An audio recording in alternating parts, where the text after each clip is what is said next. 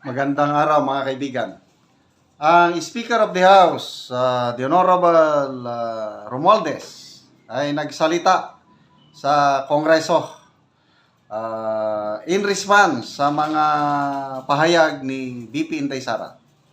So pakinggan natin ang kanyang speech at bigyan natin ng reaksyon.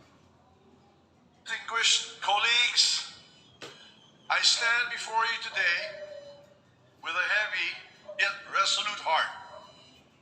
Recent events compel me to address not only the accusations that have been hurled against me personally, but also the attacks on the institution we hold sacred, the House of Representatives, the heart of our democracy and the voice of the Filipino people. Let me begin with a matter that is both alarming and unprecedented. The Vice President of the Republic of the Philippines, Sara Duterte, admitted to contacting an assassin to kill President Ferdinand R. Marcos Jr., First Lady Luis Araneta Marcos, and myself. Let me... Okay, so doon nagre-react sila ng husto. Yung kataga na nanguntak na ako ng assassin. Yun lang ang Hindi ba nila narinig yung kung mamamatay ako? Di ba klaro yun? Sino bang tao na may matinong pag-iisip na meron siyang binabalak na masamang gawain, i-announce pa niya?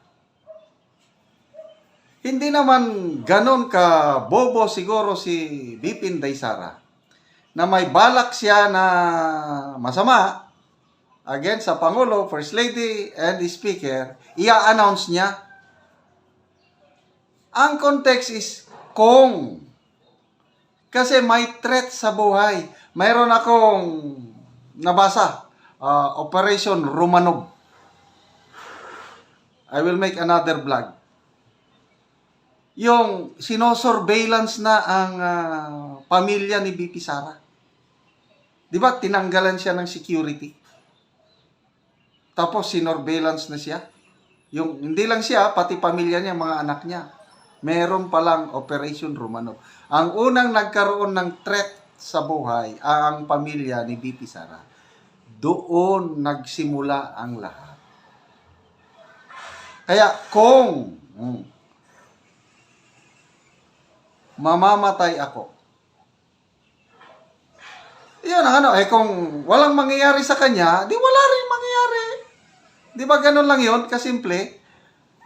So, ngayon, ay parehas man kayong abogado, kung nakita nyong may criminal liability si VP Sara, di pailan nyo ng kaso.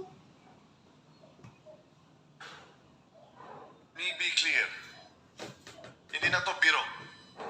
Hindi na to normal na panalita. Isa itong direktang banta sa ating demokrasya, sa ating pamahalaan, at sa seguridad ng bayan.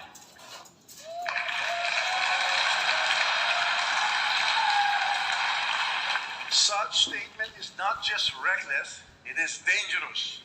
It sends a chilling message to our people. A message that violence can be contemplated by those in positions of power. This is not just an affront to the individuals targeted, it is attack on the very foundation of our government. It is an insult to every Filipino who believes in the rule of law and the sanctity of life. Insult to every Filipino.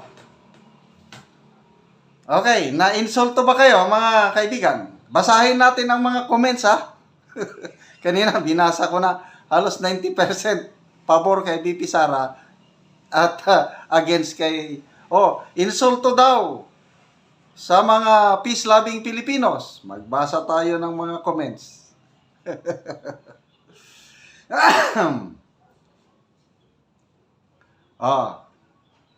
Si Marisa De Guerto, sabi niya, anong connection? Bakit kayo nagpapalakpakan? Meron bang maganda para palakpakan siya? O di, against ito. Genaro Bautista, talking about integrity, transparency, and accountability. Look who's talking. Nakakatuwa po magbasa ng mga comments. Kids Vlogs. Sabi niya, BP Sara was voted by million Filipino people. How about you? O, 32 million na naman. How about you? Tignan lang natin sa sunod na eleksyon.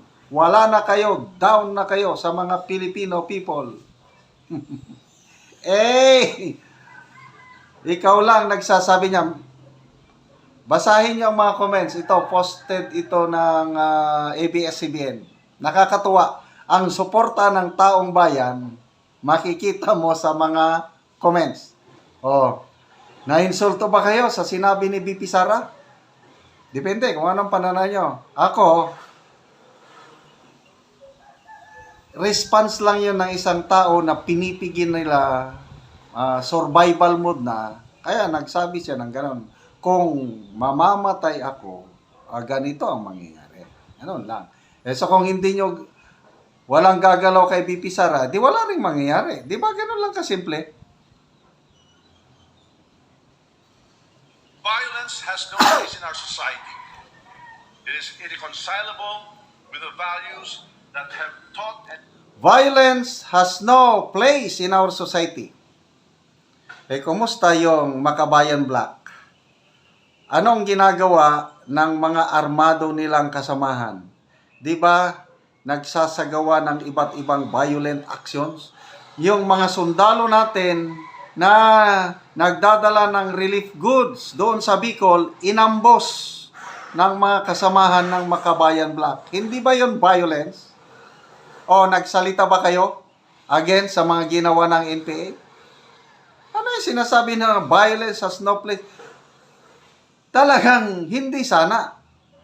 Kailang may mga grupo ngayon na gumagawa ng violence, yun na nga, yung makakaliwa na kakampi nyo na. and guidance us for years. Values of respect and amicable, peaceful conflict resolution. We cannot let this pass as mere rhetoric. The gravity of such confession demands accountability. It demands answers. It demands that we as their Mapansin nyo, nagbabasa siya ng teleprompter.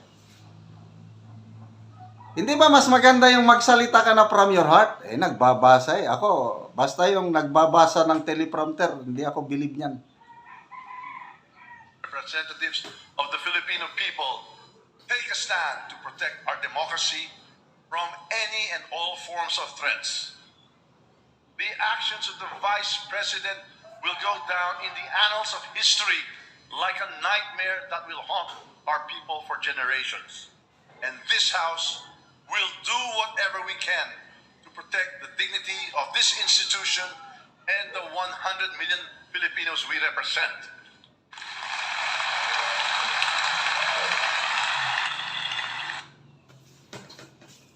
Ilang thousands ang natanggap ninyong boto? 150,000, di mo siguro 200. Hindi ko alam ilan ang botante sa distrito sa Leyte na nire-represent ni Speaker Romualdez. Ganon din yung iba. Ilang milyon ang bumoto kay BP Sara? 32 million. Di nyo ba yun ma-realize? Now, let us address another serious matter. The Vice President's unfounded and baseless accusations that I am plotting to destroy her because of alleged political ambitions for 2028 elections. My colleagues, these accusations are not only untrue, they are a desperate attempt to distract from the real issues at hand. Malinaw ang katotohanan. Ang trabaho ko Hindi daw totoo na may ambisyon siya sa 2028. Grabe. Maniwala ba kayo? bilang speaker ay maglingkod, hindi manira. Ang politika na Ang trabaho niya bilang speaker ay maglingkod. Okay, good. Kasama ba trabaho sa speaker ang magbigay ng ayuda? Pakisagot ko, no? Hindi ba trabaho yon ng DSWD? Bakit every time na nagbibigay ng ayuda, nandyan ang speaker? May napanood akong vlog ni Professor Cielo Magno. Sabi niya, may SM Mall Tour daw si Speaker Martin Romualdez. SM Mall. Anong ginagawa? Namimigay ng ayuda yung AKAP. Trabaho ba yun ng speaker? Magbigay ng ayuda? Sabi nga tanong ni Professor Cielo Magno, campaign funds ba yan ni Speaker Martin Romualdez ang AKAP? Ang paninira ay hindi kailanman naging bahagi ng aking prinsipyo.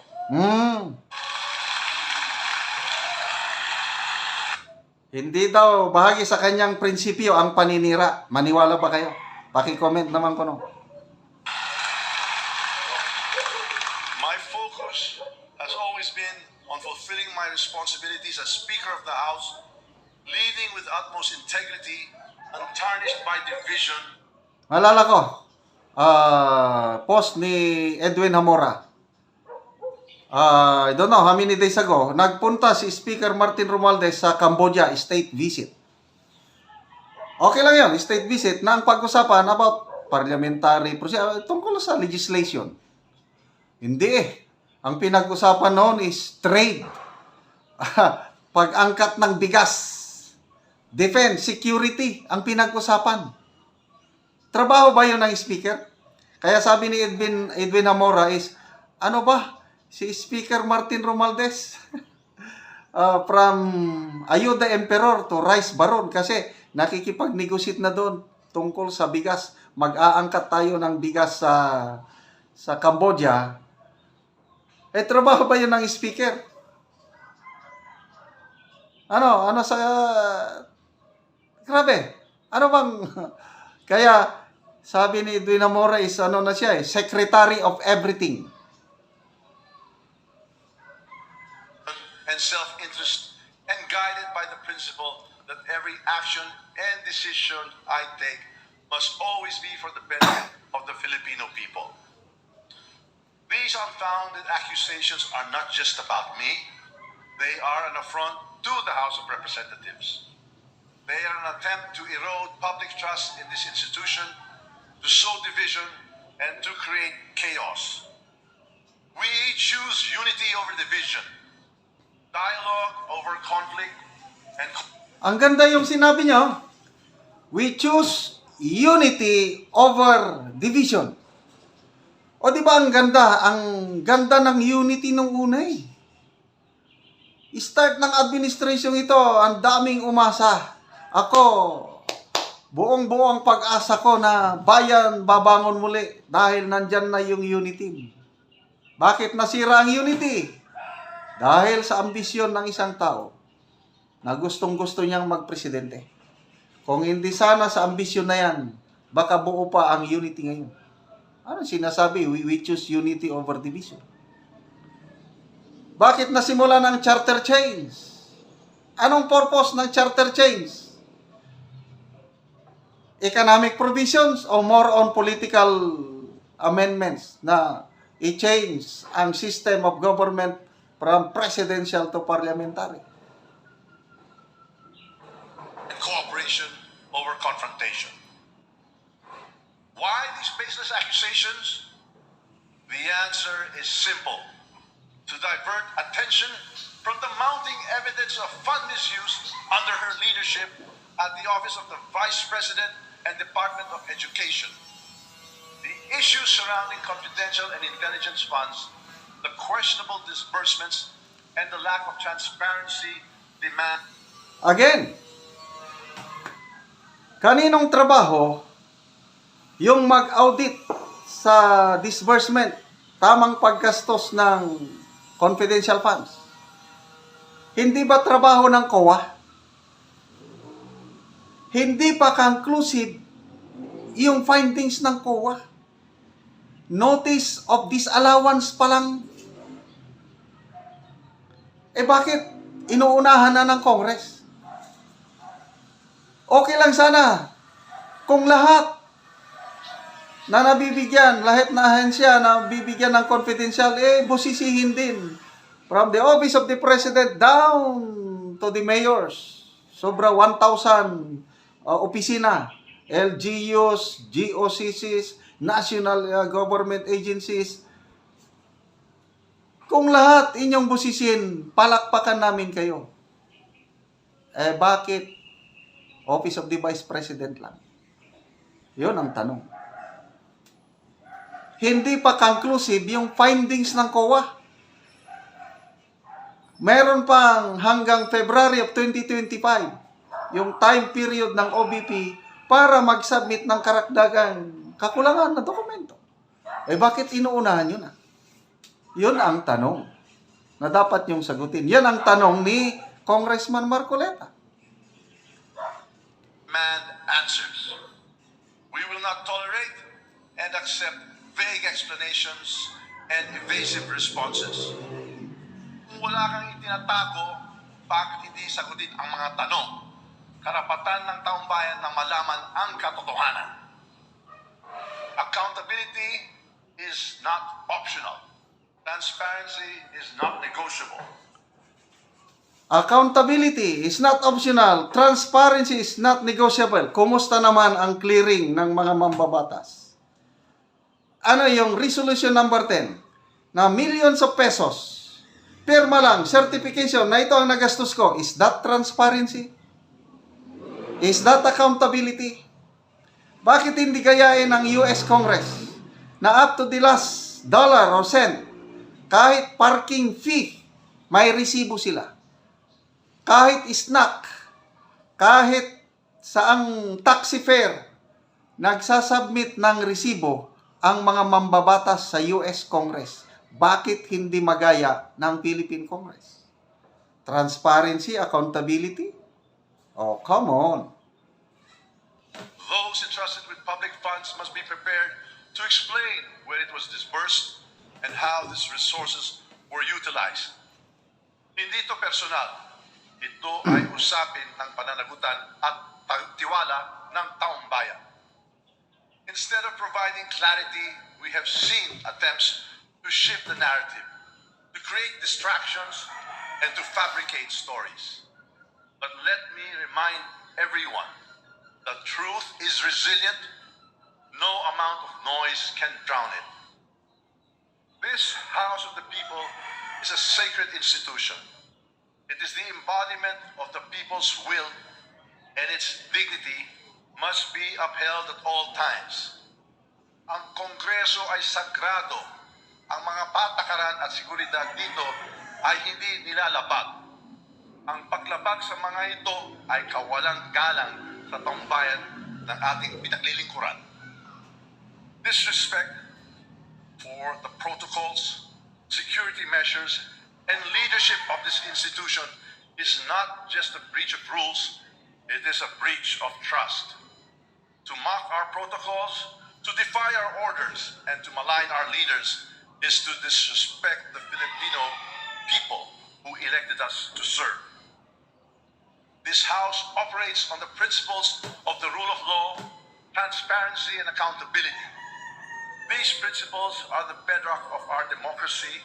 To undermine them is to weaken the foundation upon which our nation stands. My colleagues, I call on you to stand with me in defending this institution. Yan. Palakpak.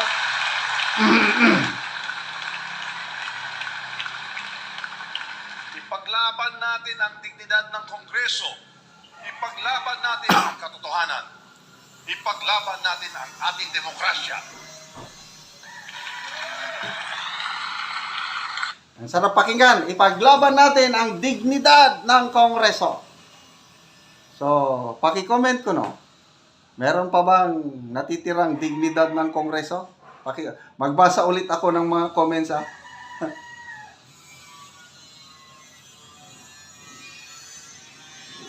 Crooks, kaya nabundak. Duterte, Duterte, Duterte, kahit anong mangyari. People power na. Sana mabulunan ka, Crocs Martin Romualdez. Ito, binabasa ko lang mga comments. Palakpakan ng mga korap. Natakot po kayo sa banta ni BP, pero hindi po kayo natakot lukuhin ang mamamayan. Ay, nako. Nakakatuwa magbasa ng mga comments. Ang suporta ng taong bayan nandito sa comments. Okay. So, salamat sa mga sumusuporta kay BP Inday Sara.